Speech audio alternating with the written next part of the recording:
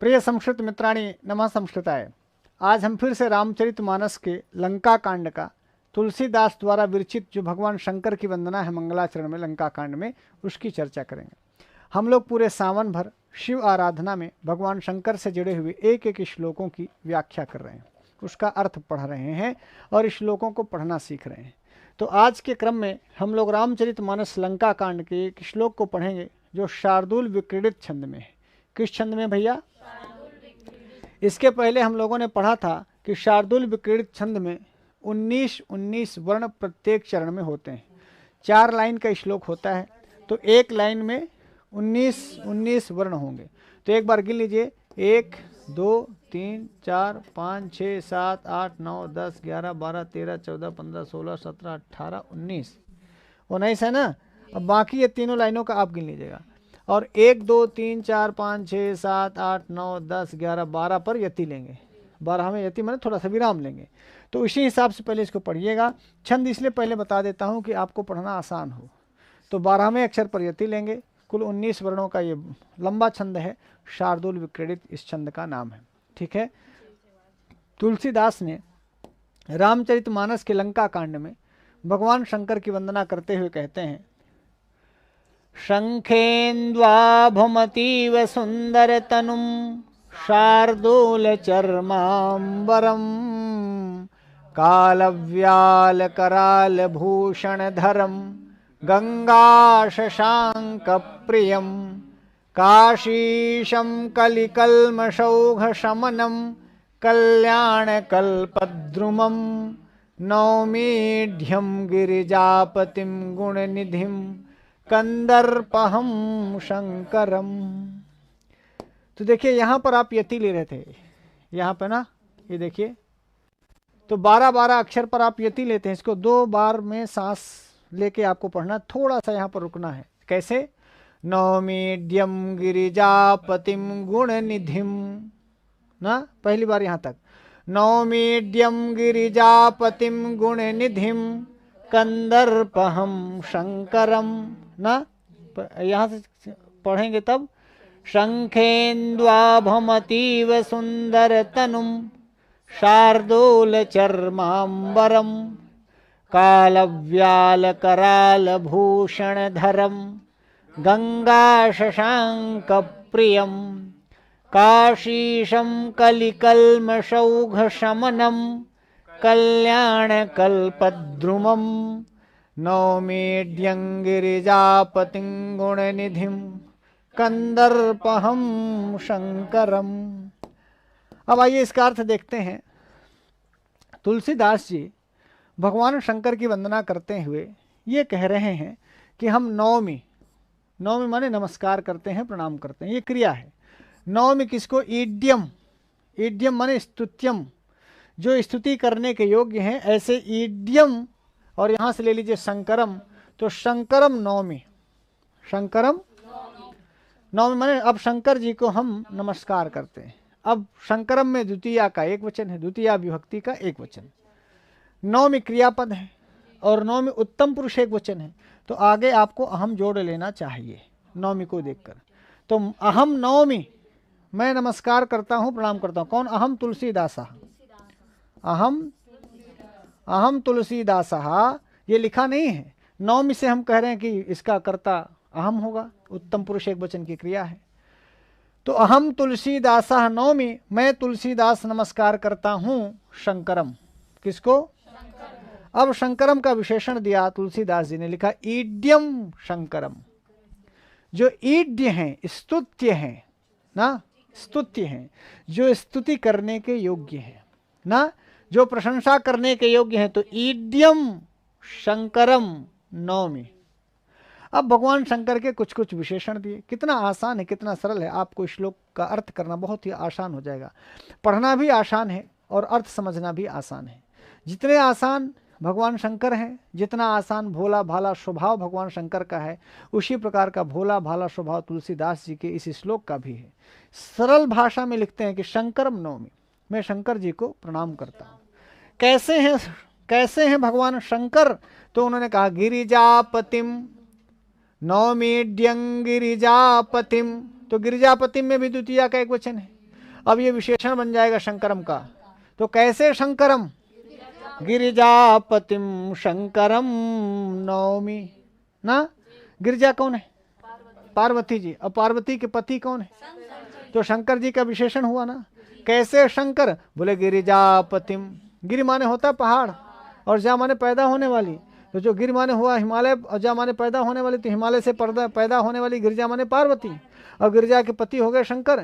तो नौमी, नमस्कार करता हूँ, ईड्यम स्तुति करने के योग्य जो हैं ऐसे गिरिजापतिम माने पार्वती के पति को, जो कंदर्पहम, जो कंदर्प माने होता है कामदेव, और हम माने हनन करने वाले, जो कामदेव को हनन करने वाले हैं, कामदेव का शमन करने वाले हैं, कामदेव को जला देने वाले हैं। तो कंदर्पहम कौन? और गुण निधिम, गुण निधिम, गुणों के खजाने हैं।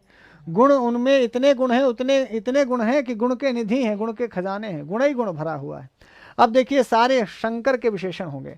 कंदर्पहम शंकरम नौमि गुणनिधिम शंकरम नौमि गिरिजापतिम शंकरम नौमि ईड्यम शंकरम नौमि। समझ गए? स्तुति करने के योग्य जो शंकर हैं उनकी स्तुति करता हूँ, जो गिरिजा के पति हैं, पार्वती के पति हैं, उनकी स्तुति करता हूँ। गुणनिधि जो हैं, जो गुणों के खजाने हैं, ऐसे भगवान शंकर की स्तुति करता हूँ। जो कंदर्पहम है, जो कंदर्प यानी कामदेव को नष्ट करने वाले हैं, उनकी मैं स्तुति करता हूँ। समझ में आया? पार्वती पति कौन है? हाँ, तो गिरिजापति पार्वती पति भी हुए हैं, इड्यम भी शंकर जी, गुणनिधि भी है, कंदर्पहम भी है। और कैसे हैं? कोई सी भी लाइन उठा लीजिए, सब शंकर जी के विशेषण हैं। बोले काशीशम, काशी के ईश, काशी के ईश, काशी के स्वामी, काशी नगरी के मालिक ना। काशीशम कौन है? शंकरम ना। देखिए काशी वालों का ना, काशी में रहते थे ना तुलसीदास जी, तुलसी घाट बना है काशी में। काशी में एक घाट तुलसी घाट बना है, जिस 80 घाट के बगल में, जहाँ तुलसीदास बैठ करके रामायण लिखा करते थे। इसीलिए उनको भगवान शंकर की स्तुति में ये काशी शब्द नहीं भूला। काशीशम कलिकल्मषौघ शमनम कल्याण कल्पद्रुमम। कली माने कलिकाल ना, और कलमश माने पाप। तो कलिकल्मष, कलयुग का जो कलमश है, गंदगी है, और उनसे जो ओघ माने समूह, तो कलि के कलमश का ओघ माने कली माने कलयुग, कलमश माने पाप, ओघ माने समूह। तो कलयुग के पापों के समूह का शमन करने वाले ना। तो कलिकल्मषौघ शमनम शंकरम, कलिकल्मषौघ शमनम शंकरम। कलयुग में माने कलिकाल के पापों के समूहों का शमन करने वाले, कलिकाल के पापों के पाप समूहों को नष्ट करने वाले भगवान शंकर। और कल्याण कल्पद्रुमम, जैसे कल्पद्रुम वृक्ष देव वृक्ष है, वहां जाकर के आप जो भी इच्छा करेंगे वो पूर्ण होते हैं, ऐसे ही भगवान शंकर कल्याण के कल्पद्रुम है, कल्याण करने के कल्पवृक्ष हैं। तो जैसे कल्पवृक्ष में आप जो जो कल्पना करते हैं वो पूर्ण होती है, ऐसे भगवान शंकर के सामने आप जो कल्याणकारी कल्पना करेंगे वो पूर्ण होगी।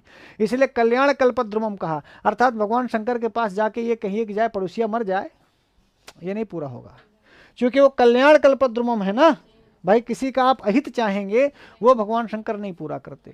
आप कुछ कल्याणकारी काम भगवान शंकर से याचना करें कि हे भगवान हमारे भारतवर्ष का उत्थान हो, हे भगवान संस्कृत का उत्थान हो, हे भगवान हमारे यहाँ गली गली में संस्कृत विद्यालय खुल जाए, संस्कृत की लाइब्रेरी खुल जाए, संस्कृत के लोग विद्वान हो जाएं, भारतवर्ष हमारा आगे बढ़ जाए, हम ज्ञान से हम लोग संपन्न हो जाएं, विद्यावान हो जाएं, चरित्रवान हो जाएं। इस प्रकार कोई कल्याणकारी बात यदि आप भगवान शंकर से मांगते हैं तो भगवान शंकर को तुलसीदास कहते हैं कल्याण कल्पद्रुमम।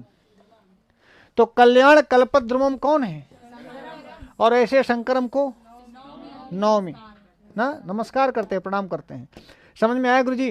काशीशम कलिकल्मषौघ शमनम कल्याण कल्पद्रुमम नौमीड्यं गिरिजापतिम गुणनिधिम कंदर्पहम शंकरम।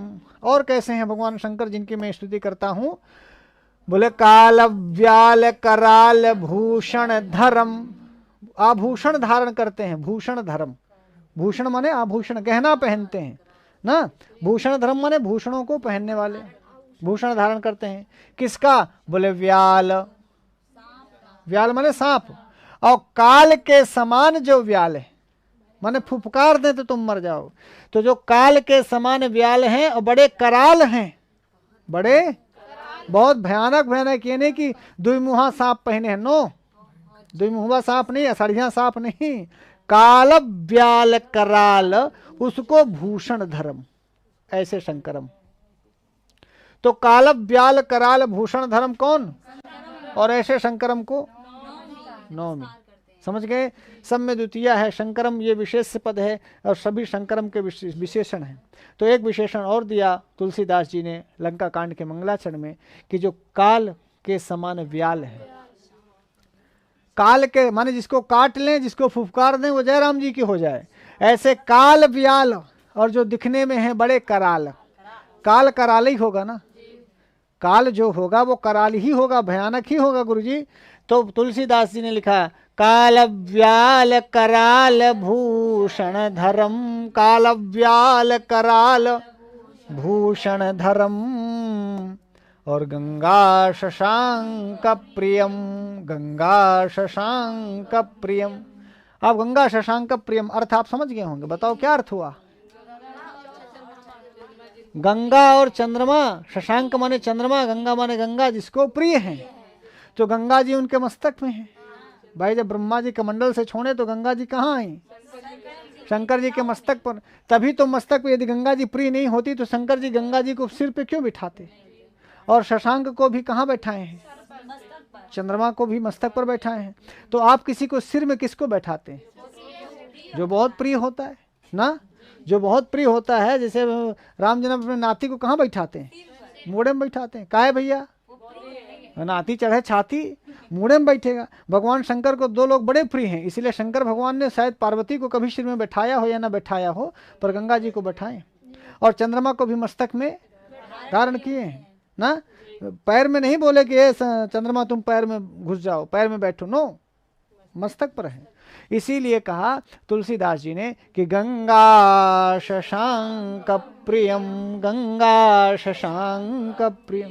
गंगा और शशांक, गंगा और चंद्रमा जिसको प्रिय है। और क्या कहा, बोले शंखेन्द्वाभम, शंख और इंदु, शंख भी सफेद और इंदु माने चंद्रमा भी सफेद, उसकी तरह जिसकी आभा है। आभम, शंखेन्द्वाभम, शंखेन्द्वाभम शंकरम, शंख के समान या इंदु के समान जो गोरे हैं। शंख काला होता है, नो, और चंद्रमा श्वेत। तो भगवान शंकर कैसे हैं, शंखेन्द्वाभम, जिनकी आभा, जिनका रंग, जिनका वर्ण शंख के समान और चंद्रमा के समान है। तो चंद्रमा भी सफेदी में चंद्रमा और शंख से ज्यादा सफेद शायद ही कुछ हो, इसीलिए कहा शंखेन्द्वाभम। अब जो शंख के समान और इंदु के समान जो आभा वाले हैं ऐसे शंकर, और अतीव सुंदर तनुम, अतीव सुंदर तनुम, अतीव सुंदर तनुम। हिमालय कैसे है, बर्फ है ना हिमालय में, तो हिमालय कैसा है, सफेद। और कैलाश पर्वत कैसा है, पूरा हिमालय से ढका है, तो कैसा है, सफेद। बोलो हाँ।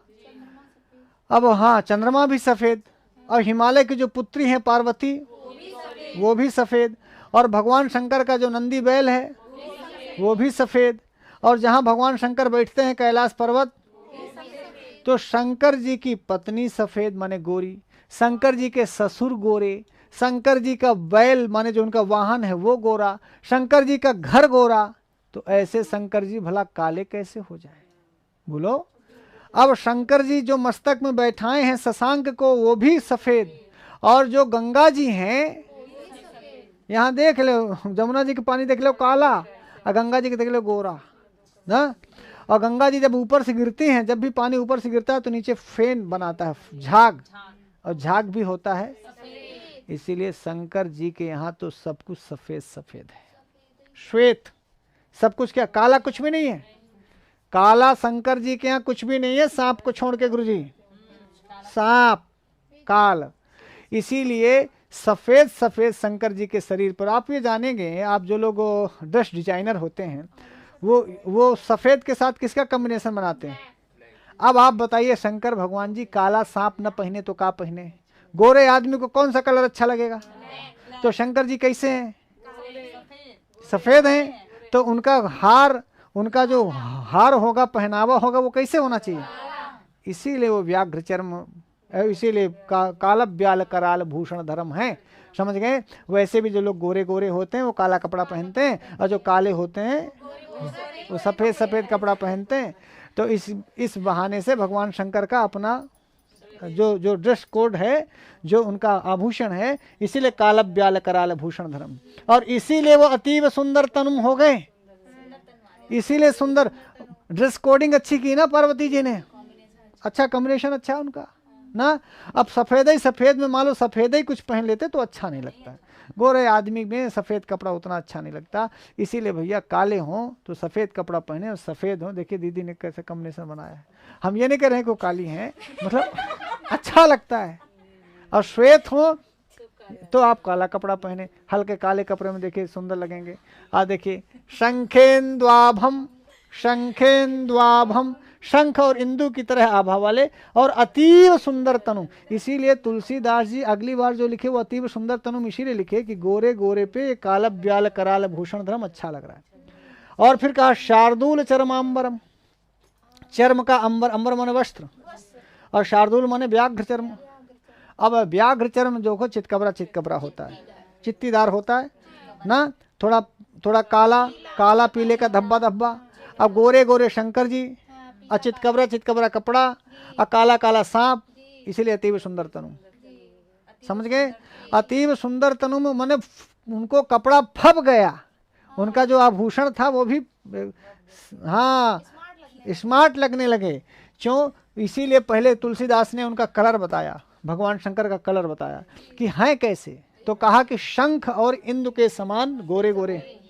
अब गोरे गोरे हैं इसीलिए अतीव सुंदर तनुम, गोरा आदमी सुंदर लगता ही ज्यादा, अतीव सुंदर तनुम। अच्छा क्यों? फिर पहनावा क्या पहना है तुलसीदास जी ने? बोले शार्दूल चर्मांबरम, शार्दूल व्याघ्र चर्म, व्याघ्र चर्म ही वस्त्र है।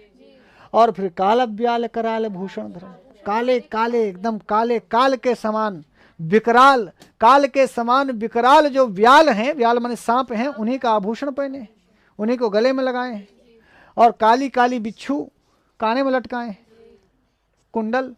गंगा शशांक प्रियम, गंगा जी भी श्वेत, शशांक भी श्वेत, और ये दोनों प्रिय हैं, इसीलिए भगवान शंकर के सिर पर हैं। गंगा शशांक प्रियम। और काशीशम, काशी के पति हैं, काशी के स्वामी।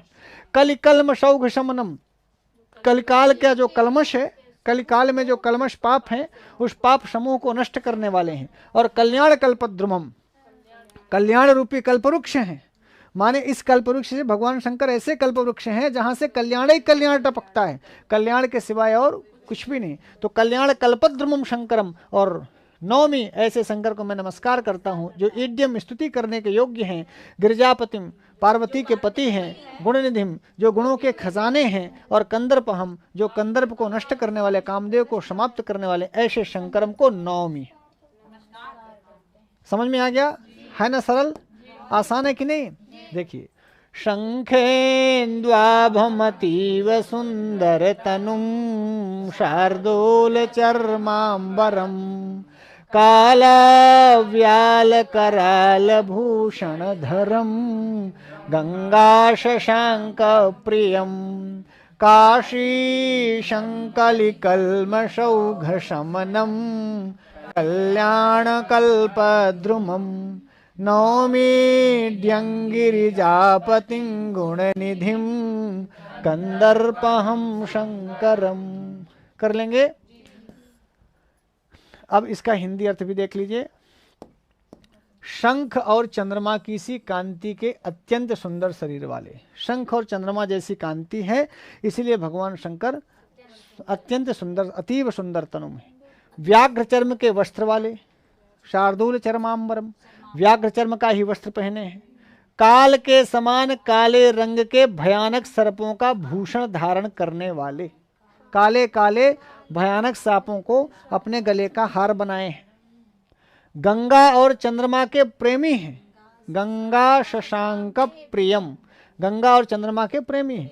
काशीपति हैं, काशीशम, काशी के स्वामी, काशी के मालिक हैं। कहते हैं काशी भगवान शंकर के त्रिशूल पर बसी हुई नगरी है। तो काशीशम कौन हुआ? काशी के स्वामी कौन हुए? कलयुग के पाप समूह का नाश करने वाले, कलयुग के कल्मषौघ शमनम, कल्याण के कल्प वृक्ष हैं, कल्याण कल्पद्रुमम। तो कल्याण के कल्प वृक्ष हैं, गुणों के निधान हैं, गुण निधिम, और कामदेव को भस्म करने वाले हैं, कंदर्पहम, और पार्वती पति हैं, गिरिजापतिम। ऐसे वंदनीय ईड्यम, ऐसे स्तुति करने के योग्य, वंदना के योग्य, ऐसे वंदनीय श्री शंकर जी को मैं नौमी नमस्कार करता हूँ ना। तो मेरे ख्याल से आपको समझ में आ गया होगा। ऐसे भगवान शंकर की स्तुति रामचरितमानस के लंका कांड में तुलसीदास जी करते हैं। एक बार इसको अच्छे से उच्चारण करके यहीं पर विराम लेंगे। शंखेन्द्वाभमतीव सुंदर तनुम शार्दूल चर्मांबरम कालाव्याल कराल भूषण धरम गंगा शशांक प्रियम काशी शंकलिकल्मषौघ शमनम कल्याण कल्पद्रुमम नौमीढ्यंगिरिजापतिम गुणनिधि कंदर्पहम शंकरम। नमः संस्कृताय।